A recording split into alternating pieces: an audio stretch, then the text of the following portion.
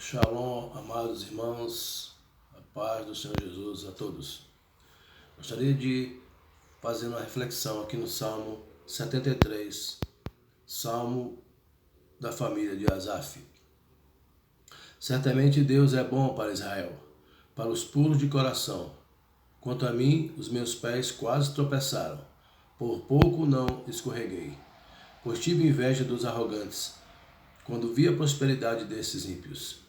Eles não passam por sofrimento e têm o corpo saudável e forte. Estão livres dos fardos de todos. Não são atingidos por doenças, como os outros homens. Por isso o orgulho lhes serve de colar, e eles se vestem de violência. Do seu íntimo brota a maldade, da sua mente transbordam maquinações. Eles zombam e falam com más intenções. Em sua arrogância ameaçam com opressão. Com a boca arrogam a si os céus, e com a língua se apossam da terra. Por isso o seu povo se volta para eles, e bebe suas palavras até saciar-se. Eles dizem: como saberá Deus? Terá conhecimento o Altíssimo? Assim são os ímpios, sempre despreocupados, aumentam suas riquezas. Certamente foi-me inútil manter o puro coração e lavar as mãos da inocência. Pois o dia inteiro sou afligido e todas as manhãs sou castigado. Se eu tivesse dito, falarei como eles, teria traído os teus filhos. Quando tentei a entender tudo isso, achei muito difícil para mim, até que entrei no santuário de Deus e então compreendi o destino dos ímpios. Amados irmãos, estamos aqui diante de um salmo de desabafo, um salmo onde a alma de Asaf é revelada. Quantas vezes nos sentimos tal como este levita? Não é verdade? Às vezes estamos na mesma situação, com a nossa alma, com o nosso ser abatido. Eu gostaria de usar esse texto, esse Salmo 73, e dar o seguinte tema a ele: crise espiritual não é exclusivo aos fracos na fé. Amados irmãos, estamos aqui diante de um salmo revelador. Sabemos que existe salmo de Davi, salmo de Moisés, salmo de Asaf e dos filhos de Asaf. Primeiro eu queria perguntar, quem era Asaf? Asaf era maestro nos tempos de Davi. Era levita da tribo de Levi. Eu queria ressaltar alguns pontos da vida deste homem. Quando a arca foi levada de Israel, por mais de 20 anos ela ficou distante. E quando a arca foi trazida, depois desses 20 anos, quem encabeçou a adoração, quem estava ali à frente da adoração, como músico profissional, a serviço do rei, era Asaf. Queria falar um pouco sobre ele. Asaf mudou a liturgia do culto. O culto era festivo e alegre nos tempos desse homem, deste levita. Em 1 Samuel diz que na época de Saul, que Saul reinou, mais ou menos por 40 anos, ele não se interessou em buscar a arca do Senhor que estava em Queriate Jearim. Agora, quando você lê 1 Samuel 7:2, diz que a alma do povo suspirava pelo Senhor e pela falta da arca. Amados irmãos, e nessa data, nessa época, Asaf nascera. E foi na mesma época que os filhos de Eli estavam ali à frente no templo. Aquela época onde os filhos de Eli se desviaram, chamados de filhos de Belial. Na época, Saul assumiu o trono Israel entrou em apostasia.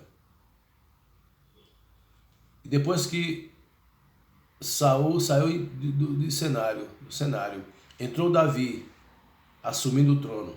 E Davi decidiu trazer a arca para Jerusalém de Quiriat Jearim. Por que trazer a arca? Porque para Israel, a arca representava a maior prova da presença de Deus no meio do seu povo.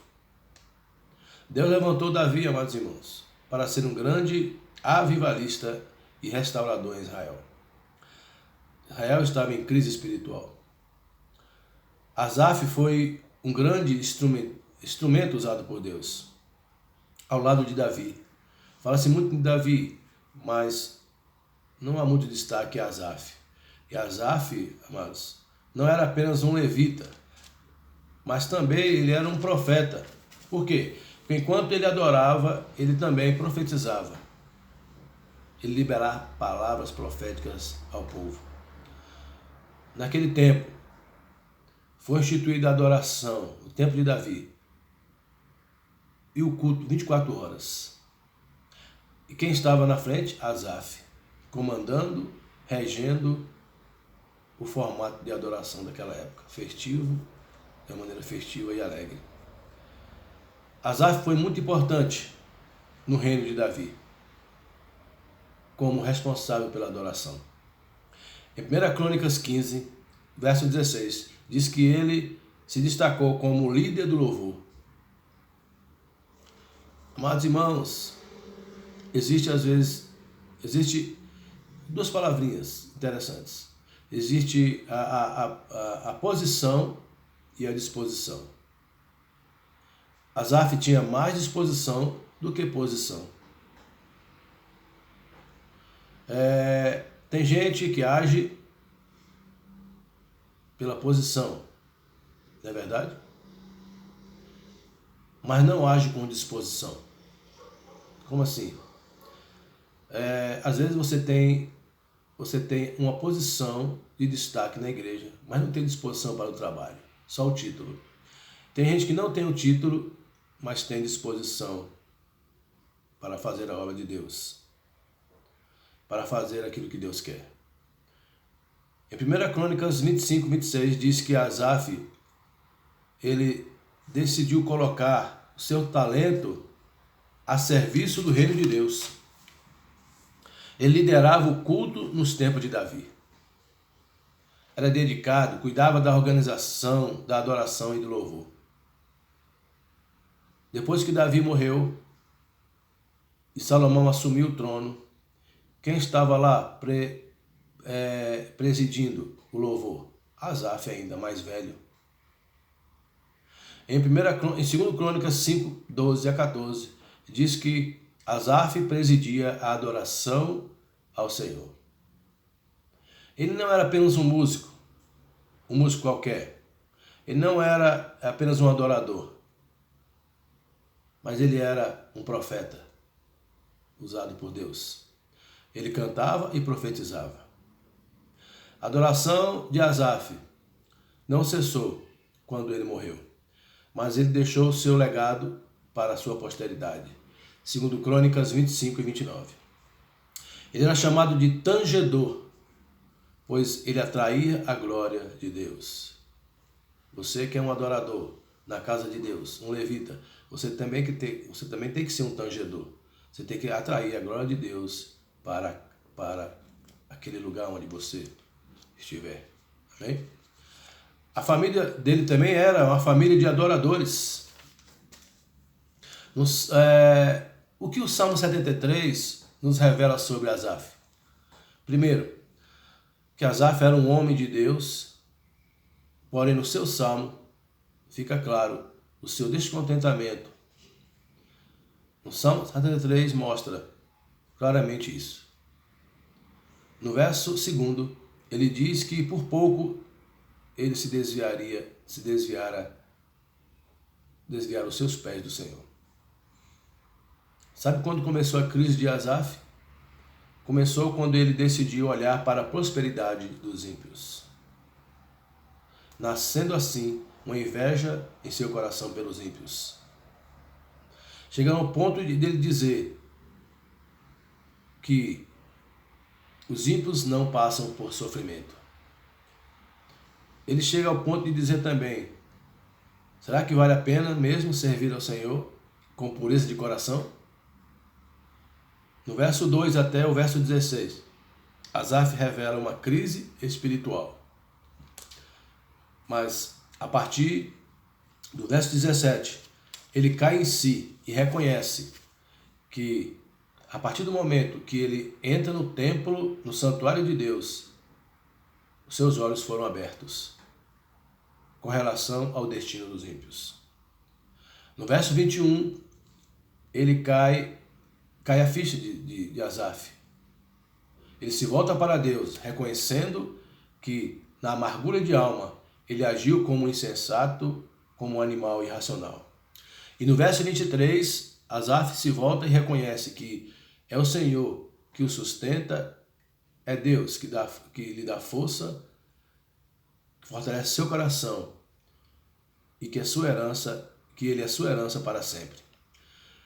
Lá no verso 28, ele diz: bom é estar perto e fazer do soberano o meu refúgio e proclamar todos os seus feitos enquanto viver. Amados irmãos, só o Senhor nos faz vencer as crises. Quem está verdadeiramente em Cristo vence as crises. A Bíblia diz em Colossenses 1:27 que Cristo em nós é a esperança da glória. Não esqueça, crise espiritual, crise em modo geral, não é exclusivo para os fracos na fé. Amém? Homens de Deus passaram por crise. Davi, Moisés, etc. Mas todos eles, no final, venceram. Porque o Senhor está no controle de todas as coisas. Amém? Que Deus te abençoe. Shalom Adonai. Amados irmãos, vença as crises debaixo de oração, debaixo da busca incessante. Vença as crises no Senhor. Entrega suas crises. Entrega teus caminhos ao Senhor. Confia nele. E o mais Ele fará. Deus te abençoe. Shalom Adonai. Fique com Deus.